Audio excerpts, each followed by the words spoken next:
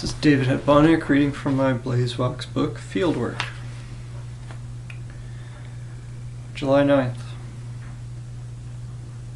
I gave those young women the wrong directions to get to the museum as they stopped me from the window of their Jeep driving west on mission.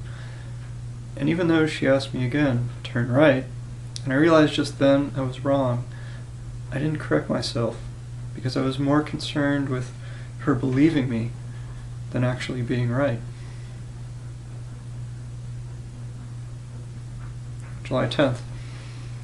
The aging store turns out to be the packaging store. July 11th. A girl who has a bladder infection. I don't hear the rest of the story. July 23. Man puts calico cat into passenger side of pickup truck, then walks away.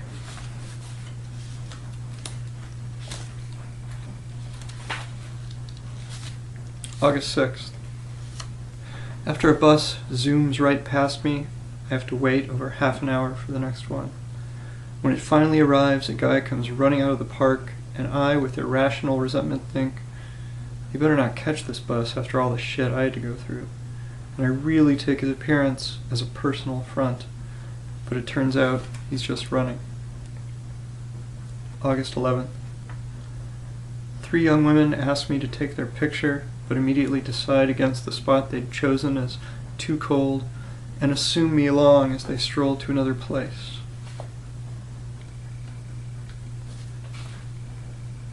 December 11th. On 17th and Shotwell, a woman backed her beat-up Honda into a spot, parked, turned, and looked frankly into my face as she sang in a screechy voice, "You want it, you got it, you want it."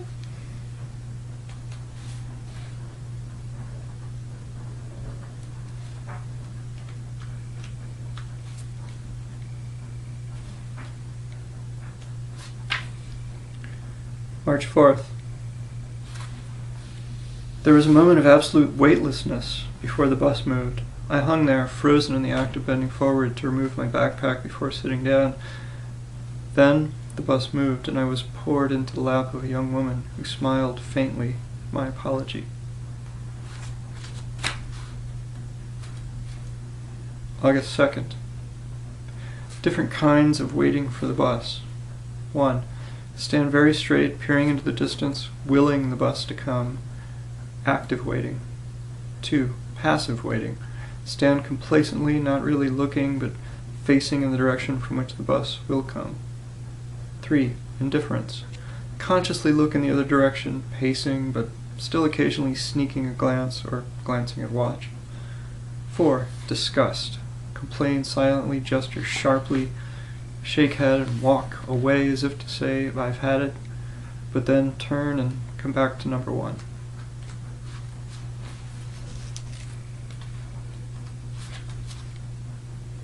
July 2. A sonnet. When we say love, we mean to give a name to something so secret we must keep it, even from ourselves.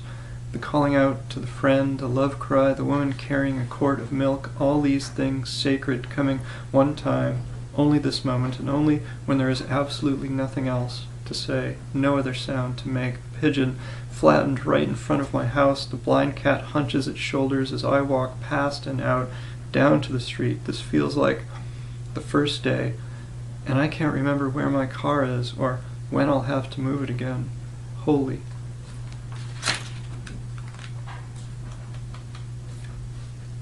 October 14th. The astonishing shit of dogs.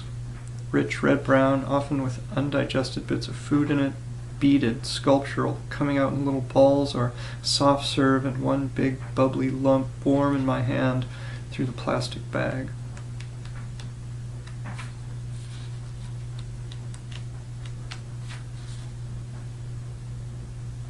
January 10th. At the airport, a family says goodbye to a girl and her friend, hugs, I'll miss you, says the little brother, then relaxes into an unfocused boredom as the mother gives an extra long hug. Then they take a photo of the two girls arm in arm, which I'm in the background of, ducking my head into my book.